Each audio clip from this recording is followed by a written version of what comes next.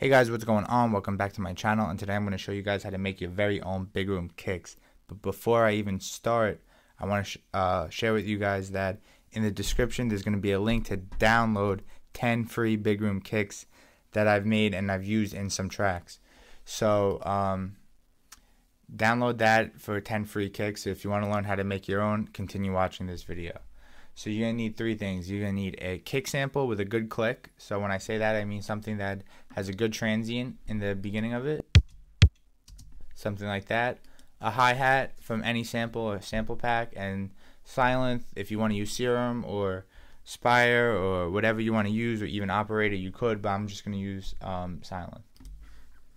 So I have a kick that comes with Ableton. It's called the 505 ASR. I think it's got a pretty good click to it.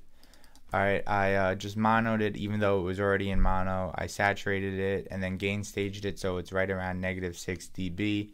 Took some subs out and took a tiny bit of high end out. So the next thing is the hi-hat. We're going to come back to that at the end. You'll notice I have the volume all the way down.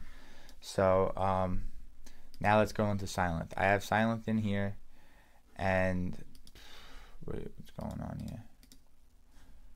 Alright, so I have Sylenth in here, and it's an initial preset. There's nothing going on here. So the first thing you're going to do is you're going to make a MIDI clip that I already made, and I put it in D sharp. Alright, so alright, that's what we got so far. So now what we're going to do is we are going to change this to a sine wave, bring in 8 voices, and then just pitch it down an octave until it sounds nice and boomy. So let's just see how it sounds at -1.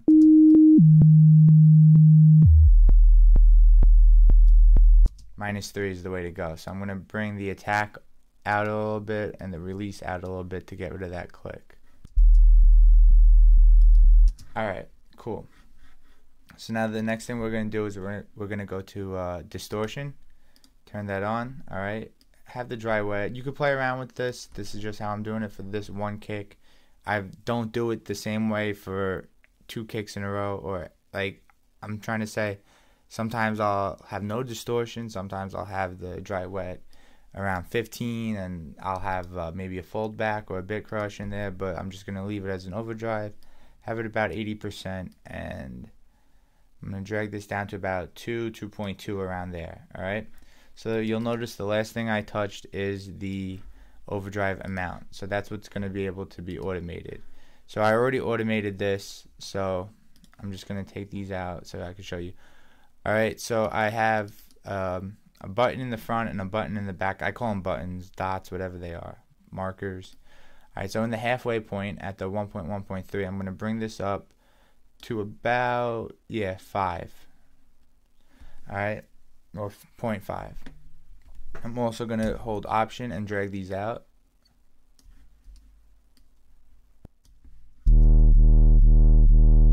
Oh yeah, alright, that sounds pretty good.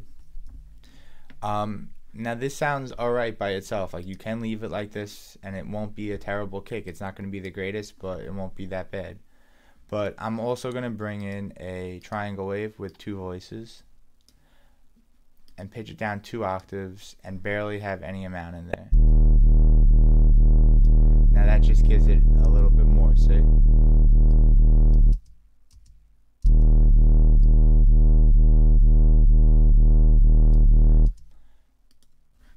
Alright, so now let's see how this sounds together. Alright, and now the next thing we're going to do is we're going to mix the hi-hat in with everything, just to let the transient cut through the mix when it's within the rest of the track, cut through a little bit more.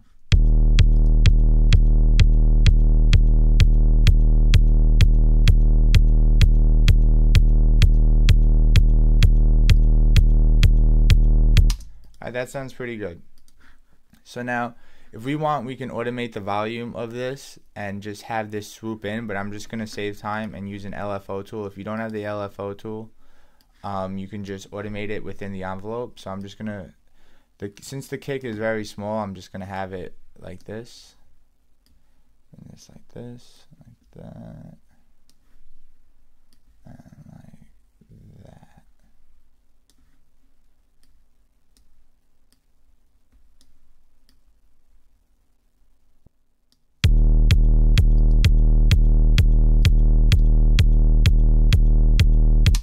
Alright guys, and that's it. That's how you make a big room kick. I think I did that in about like 5 minutes.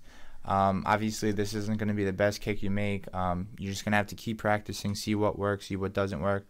Play around with different modulations, different EQing, different types of distortion, maybe some saturation, and even some phasing. But yeah guys, I hope this video was helpful to you. If it was, please hit subscribe, because I'm going to keep doing more and more of these tutorials.